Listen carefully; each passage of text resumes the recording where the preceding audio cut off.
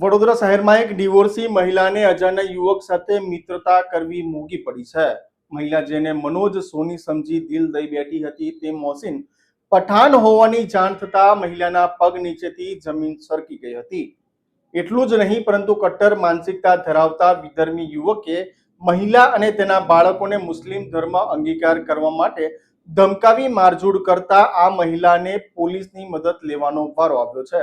ખાસ કરીને વાત કરીએ તો જેમાં લવ જિહાદ સહિતનો ગુનો દાખલ થવા પામ્યો છે। પોલીસે કાયદેસરની કાર્યવાહી કરી અને આરોપીને ઝડપી લેવા માટે ચક્રો ગતિમાન કર્યા હતા। પ્રેમ આંધળો હોય છે આ કહેવત તમે સાંભળી જ હશે। ત્યારે પ્રેમમાં પડેલ વ્યક્તિને આ અંધાપો કેટલો મોંઘો પડી શકે છે તેની કલ્પના પણ તમે નહીં કરી હોય। જી હા, આ કિસ્સો છે સંસ્કારી નગરી વડોદરાનો છે। વડોદરા શહેરમાં લવ જેહાદનો કિસ્સો સામે આવ્યો છે। વિધર્મી યુવકે ઓળખ છુપાવીને મહિલાને પોતાની પ્રેમ જાળમાં ફસાવી હતી। આ વિધર્મી યુવકે મહિલાને ફસાવવા માટે હિન્દુ નામ ધારણ કર્યું હતું। મોહસિન અયુબ ખાન પઠાણે મનોજ સોની તરીકે ઓળખ આપી ડિવોર્સ થયેલી મહિલા સાથે લગ્ન પણ કર્યા હતા।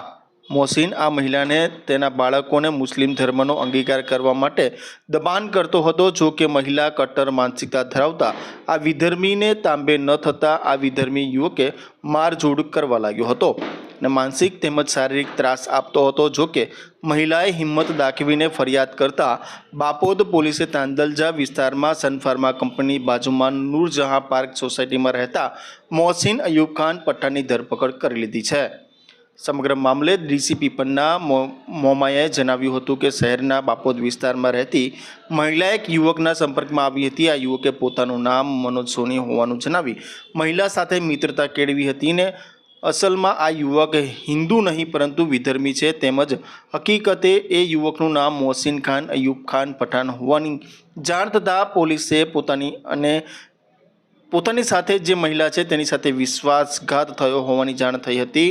આરોપી પોતે રેલવેમાં ફિટરમેન તરીકે નોકરી કરે છે અને કેટરિંગના કામ સંદર્ભે બંને એકબીજાના સંપર્કમાં આવ્યા હતા અને યુવકે પોતે હિન્દુ તરીકે ઓળખ આપી હતી। બંને વચ્ચે પ્રેમ પારંગતતા બને એ હિન્દુ વિધિ મુજબ લગ્ન પણ કર્યા હતા। વર્ષ 2022થી બંને બાપોદ વિસ્તારમાં પતિ પત્ની તરીકે સાથે રહેતા હતા।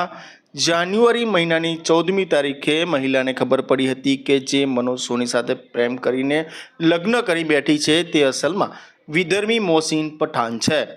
ત્યારે તેને પ્રતિકાર કર્યો હતો। પોતાનો ભાંડો ફૂટી જતા મોહસિને મારઝૂડ કરી ત્રાસ ગુજારવાનું શરૂ કર્યું હતું અને મુસ્લિમ ધર્મ અંગીકાર કરવા માટે દબાણ કર્યું હતું, જેથી કંટાળીને મહિલાએ હિંમત દાખવી પોલીસ મથક ખાતે ફરિયાદ નોંધાવી હતી। ઉલ્લેખનીય છે કે ભોગ બનનાર મહિલાની ફરિયાદ બાદ પોલીસે શહેરના તાંદલજા વિસ્તારમાં રહેતા વિધર્મી મોહસિન પઠાણની ધરપકડ કરી જેલના સળિયા પાછળ ધકેલી દીધો છે। આરોપી મોહસિન કટ્ટર માનસિકતા ધરાવતો હોવાની હકીકત પોલીસની પ્રાથમિકતામાં તપાસ આવી છે। ત્યારે તેને અગાઉ કોઈ હિન્દુ યુવતી કે મહિલાને પોતાની પ્રેમ જાળમાં ફસાવી ધર્મ પરિવર્તન માટે દબાણ કર્યું છે કે કેમ તે દિશામાં પોલીસ તપાસ હાથ ધરી રહી છે। મારી જોડે બનાવ એ બન્યો છે કે મારી સાથે જેને મેરેજ કર્યા છે મનોજ નામે હિન્દુ બનીને આવીને મારી સાથે મેરેજ કર્યા એ છે મોમેડન।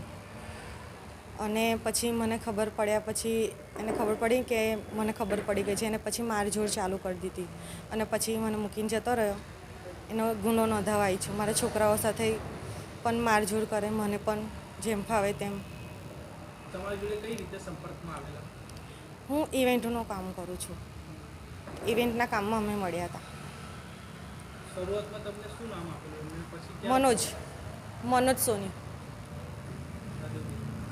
તમે કેટલા વર્ષથી એની સાથે હતા? મને 2 વર્ષ થયા। એ દરમિયાન એમનો જે પરિચય અને એમનો વર્તાવ કેવો હતો? સ્ટાર્ટિંગમાં બહુ સારો હતો, પછી મને ખબર પડી ગઈ ને પછી એમને ખબર પડી કે મને ખબર પડી છે તો પછી એમને મારી જોડે મારઝૂડ ને એવું બધું ચાલુ કરી દીધું। મારા છોકરાઓ સાથે પણ એવું, મારી જોડે પણ એવું। પછી બહુ સહન કર્યું। પછી આ તો એના ઘરે જતો રહ્યો તો હવે મેં કીધું કેસ કરવા જાઉં છું તો એની બૈરી જોડે મળીને મને ધમકી આલે છે મારી નાખવાની। તો પછી સાહેબ મારા છોકરા છે નાના નાના, મારે તો કરવી પડે ને કમ્પ્લેન પોતાની સુરક્ષા માટે। એ જે છે કઈ જગ્યાએ રહે છે અને શું કામ કરે છે? એ તાંદલજામાં રહે છે, નૂરજહાં પાર્કમાં B100 ઘર નંબર છે અને એની સરકારી જોબ છે રેલવેમાં 50,000ની સેલરી છે। તો પણ આ આ કામ કરે છે ઇવેન્ટનું. આ માણસ એક નંબરનો અયાસ માણસ છે, છોકરીઓને ફસાવે છે કે મારી સરકારી જોબ છે, આમ છે તેમ છે, પછી એક છૂટી જાય એટલે બીજી છૂટી જાય એટલે ત્રીજી, એવું છે. આવી કેટલી છોકરીઓને ઘણી બધી છોકરીઓને ફસાવી છે એને. શું તમને લાગે છે કે શું ન્યાય મળશે અને કેવી રીતે મળવું જોઈએ? મને લાગે છે કે મને ન્યાય મળશે. અને તમારા સાથે જે સંબંધ છે એના વાઈફને બધાને એમના પરિવારને ખબર છે? એ લોકોને હવે ખબર પડી છે, આ કેસનું મેં કીધું ને એટલે હવે એમને ખબર પડી છે કે હું હિન્દુ છું ને આવી રીતે છે એવું બધું. તમારા છોકરાઓ સાથે એમનો વર્તાવ કેવો હતો? છોકરાઓ સાથે સ્ટાર્ટિંગમાં સારો હતો, પછી મારપીટને એવું ચાલુ થઈ ગયું અને છોકરાઓના કપડાં કાઢીને બહાર મોકલી દે. અચાનક વર્તાવ બદલવાનું શું કારણ? મને ખબર પડી ગઈ કે મોમેડન છે. હવે તો કોની મદદથી અહીંયા આવ્યા છો? તમે કોને જાણ કરી? કોને જાણ કરી? પ્રતાપભાઈ. તમે અહીંયા કેવી કોનો સંપર્ક કરીને મેં આવ્યો? હું પ્રતાપભાઈ અને હરેશભાઈના સંપર્કથી અહીંયા આવી છું. વિશ્વ હિન્દુ પરિષદના છે અને મેં એમને જાણ કરી કે મારી સાથે આવું થયું છે, તો એ મને કેસ કરવા માટે અહીં લઈને આવ્યા જેથી મને ન્યાય મળે. પછી અહીંયા ફરિયાદ દાખલ થઈ? ફરિયાદ દાખલ થઈ છે, કરી દીધી છે.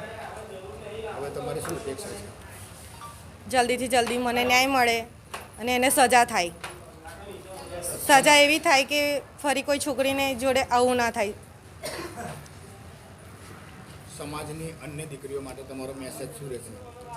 સમાજની અન્ય દીકરીને એટલું જ મારે કહેવાનું કે બિન બેસવાથી કંઈ થતું નથી. અવાજ ઉઠાવીને પોતાના હક માટે લડો અને ન્યાય મળશે જ, તમે આગળ વધશો તો. એટલે ખુલીને બહાર આવવું જોઈએ? ખુલીને બહાર આવવું જોઈએ, જેમ કે મેં આગળ આવી છું, તમે પણ આવો, તમને પણ ન્યાય મળશે.